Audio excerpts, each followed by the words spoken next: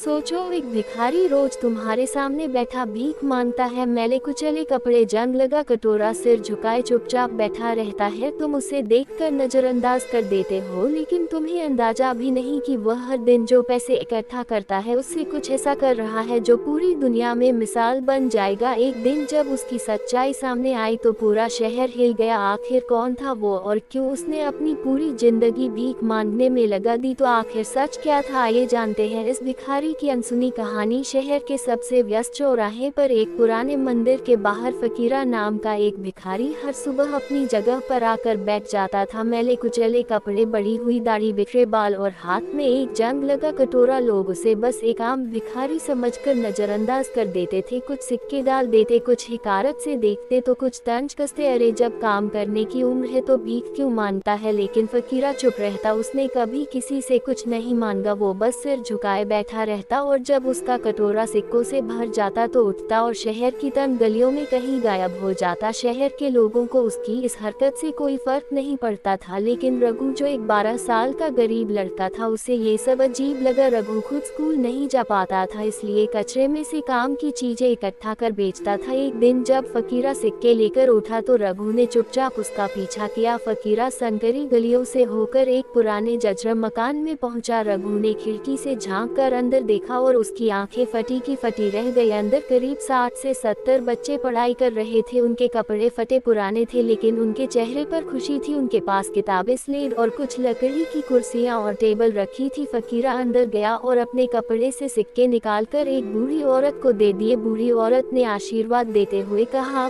भगवान तुम्हारा भला करे फकीरा, तुम्हारी वजह से यह बच्चे पढ़ पा रहे हैं। फकीरा मुस्कुराया और बोला, बस इन्हें पढ़ाते रहो अम्मा, यही मेरे लिए सबसे बड़ा आशीर्वाद है। रघु ये सब देखकर हैरान था। तो यह आदमी भिखारी नहीं है, ये तो अनाथ बच्चों की जिंदगी संवार रहा है। अगले दिन रघु ने हिम्मत करके फकीरा से पूछा, तुम कौन हो और यह सब क्यों कर रहे हो? फकीरा पहले तो चुप रहा, फिर एक लंबी सांस लेकर बोला, मेरा असली नाम रणवीर सिंह है। कभी मैं इस शहर का सबसे बड़ा व्यापारी था, करोड़ों की संपत्ति थी, बड़ी हवेली, गाड़ियां, नौकर चाकर, सब कुछ। रघु हैरान था। तो फिर तुम भीख क्यों मांगते हो? रणवीर की आंखें नम हो गई। एक दिन मेरे लालच और घमंड ने मेरी दुनिया छीन ली। रणवीर ने बताया कि कुछ साल पहले उसने शहर के एक अनाथालय की जमीन जबरदस्ती हड़प कर वहाँ एक फैक्ट्री बनाई थी, लेकिन उसी रात फैक्ट्री में आग लग गई और दर्जनों अनाथ बच्चे जलकर मर गए। रणवीर ने खूब पैसे कमाए, लेकिन की आत्मा उसे चैन नहीं लेने देती थी। जब भी वह आईने में अपना चेहरा देखता, उसे उन बच्चों की चीखें सुनाई देती। मेरे लालच की वजह से मासूमों की जान गई। एक दिन उसने सब कुछ छोड़ दिया, अपनी करोड़ों की दौलत त्याग दी और यह रास्ता चुना। अब वह भीख मांगकर उन बच्चों की मदद करता जिनके पास कोई सहारा नहीं था। एक दिन शहर में बाढ़ आ गई, कई घर तबाह हो गए और फकीरा के स्कूल में पानी भर गया। रणवीर ने अपनी जान की परवाह किए बिना बच्चों को वहाँ से निकाला, लेकिन खुद तेज बहाव में बह गया। जब लोगों को ये खबर लगी तो पूरा शहर अस्पताल पहुंच गया। अखबारों में छपा, करोड़पति से भिखारी बने रणवीर सिंह, जिसने अनगिनत अनाथों को शिक्षा दी। लोग हैरान थे, जिसे वह एक मामूली भिखारी समझते थे, वो असल में सबसे बड़ा दानवीर था। रणवीर की हालत गंभीर थी। जब डॉक्टरों ने कहा कि वह शायद बच नहीं पाएगा तो उसने एक आखिरी इच्छा जताई, मेरे मरने के बाद मेरी पहचान मत मिटाना, इस स्कूल को और आगे बढ़ाना। कुछ घंटों बाद रणवीर ने अपनी आखिरी सांस ली। रणवीर की कहानी जानकर पूरा शहर रो पड़ा। जिस आदमी को लोग घिन से देखते थे, उसने सैकड़ों बच्चों को पढ़ाया, पाला और नया जीवन दिया। रघु ने कसम खाई कि वह इस स्कूल को बंद नहीं होने देगा। अब वह खुद भी पढ़ाई करता और बाकी बच्चों को भी पढ़ाने लगा। वो जगह जो कभी खंडहर थी अब रणवीर फाउंडेशन के नाम से जानी जाने लगी। आज वहाँ हजारों अनाथ बच्चे पढ़ रहे हैं। सीख, असली हीरो वो नहीं होता जो नाम कमाए, बल्कि वो होता है जो गुमनाम रहकर दूसरों की जिंदगी बदल दे। रणवीर चला गया, लेकिन उसकी कहानी हमेशा लोगों के दिलों में जिंदा रहेगी। रणवीर की यह